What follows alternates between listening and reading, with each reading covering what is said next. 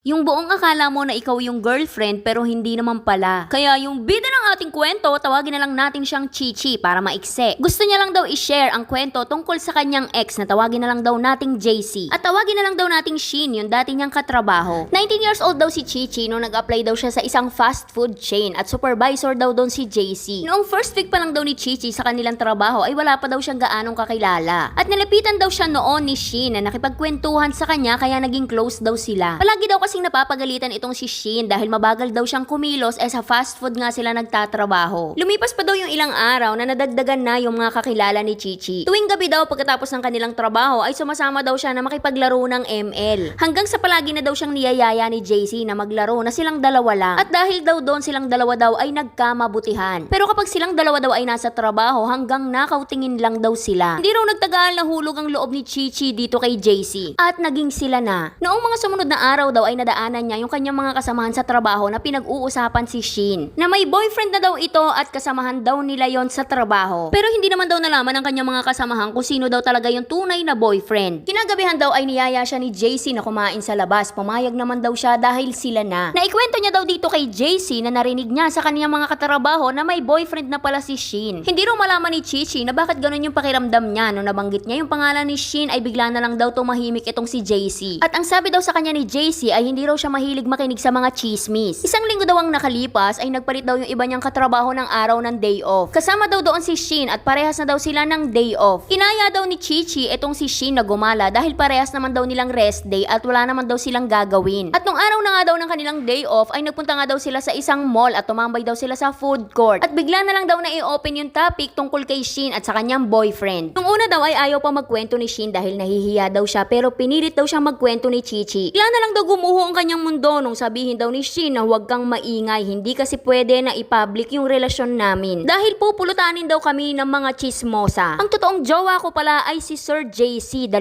linggo pa lang naman kami. Nung oras daw na yon ay parang gusto niya sugurin si JC kung nasaan man siya. Kung kailan daw kasi napamahal na siya dito kay JC ay malalaman niya na hindi lang pala siya yung jowa. At ang masaklap pa dito, silang tatlo po ay nasa iisang trabaho. Hindi raw kasi talaga mahahalata na sila dahil hindi naman daw sila nag-uusap sa trabaho. Kinagabihan daw noon pagkatapos ng trabaho ni JC ay pumunta daw sa bahay nila Chichi. May mga dala pa daw siyang pagkain at inumin pero dinirekta daw agad siya ni Chichi patungkol sa nalaman niyang relasyon nilang dalawa ni Shin. Ang sabi daw sa kanya ni JC ay bago niya pa raw nakilala itong si Chichi ay magkakilala na silang dalawa ni Shin. Dahil si JC daw ang tumulong dito kay Shin para makapasok sa trabaho. Sa madaling salita parang pinalabas po ni JC na naaawa lang siya dito kay Shin. At si Shin din daw ang nag-insist sa kanya para maging sila. Nangako daw si JC na hahanap lang daw siya ng tamang timing para makausap itong si Shin. At makalipas lang daw yung isang buwan na balitaan daw ni Chichi na ikinakalat daw ni Shin sa trabaho nila na wala na daw siyang boyfriend. Ang relasyon din kasi ni JC at ni Chichi ay secret lang din pero parehas daw po ng kanilang mga magulang ay legal silang dalawa. Minsan din daw si JC ay natutulog mismo sa bahay nila Chichi. Minsan naman daw si Chichi ay natutulog sa bahay nila JC. Sabay na nga rin daw silang pumapasok pero hindi daw sila sabay na bumababa ng jeep para hindi daw sila makita ng kanilang mga katrabaho. At makalipas daw yung 3 buwan na bulgar daw po ang kanilang relasyon. Meron daw kasi silang katrabaho na nakakita sa kanilang dalawa na sabay bumabiyahe pa uwi sa bahay mismo nila JC. Dito na daw po nagalit sa kanya si Shin. Pero gumawa naman daw ng paraan itong mga katrabaho nila para makapag-usap silang dalawa at magkaayos. Lumipas sa mga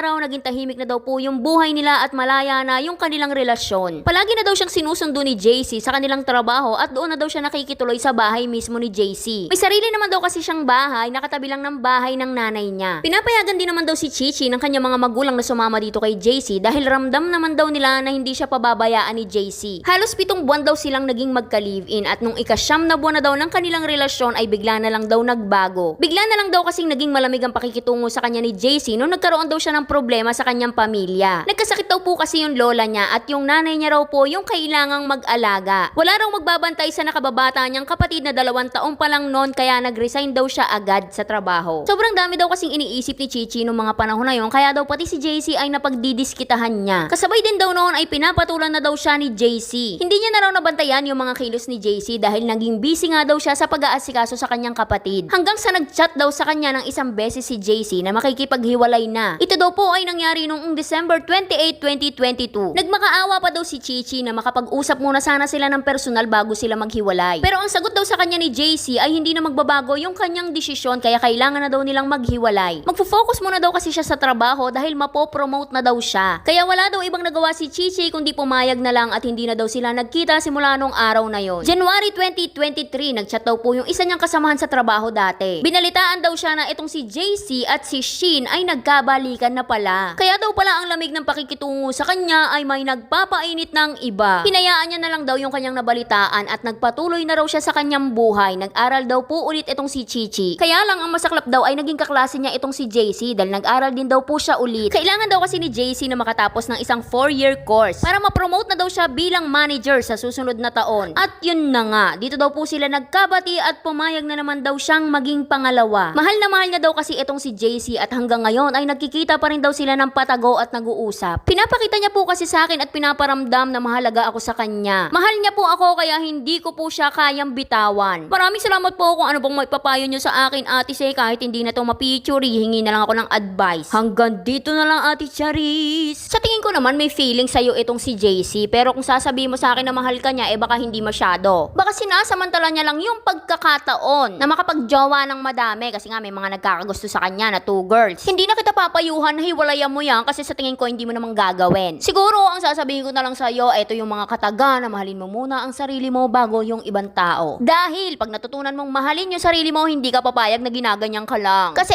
etong kwento mo na to ay napakalinaw na pinaglalaroan niya lang kayong dalawa. Walang panalo sa inyo dahil parehas lang kayong talo. Kasi parehas lang naman kayong niloloko ni JC, ikaw Chichi at si Shin. Kawawa na naman yung mga matitino neto kasi madadamay na naman sila. Lagi natin tatandaan na ang pag-ibig ay yung nararamdaman mo na masaya ka. Hindi yung pakiramdam na nakikihati ka. Sabi nga nila, aanihin mo si Sir JC kung dalawa naman kayong chika baby. Kaya alam mo na, break it up girl. Hindi naman sa sobrang hinuhusgahan ko si JC, pero yung mga ganyang boylet kasi ay parang wala silang pakialam sa feelings ng mga babae kahit nakakasakit na sila. Parang ang importante sa kanila ay yung sarili nilang kaligayahan. Kaya dahil dyan, graduate ka na, Cherry May Katuburan, Mark, Allen at Shermia Halig, Pretty Jenny at Desi Lungkay, Jennifer Olid at John Ray. Kaya yun lang, like and share para alam mo kung anong ulam namin bukas. Bye-bye!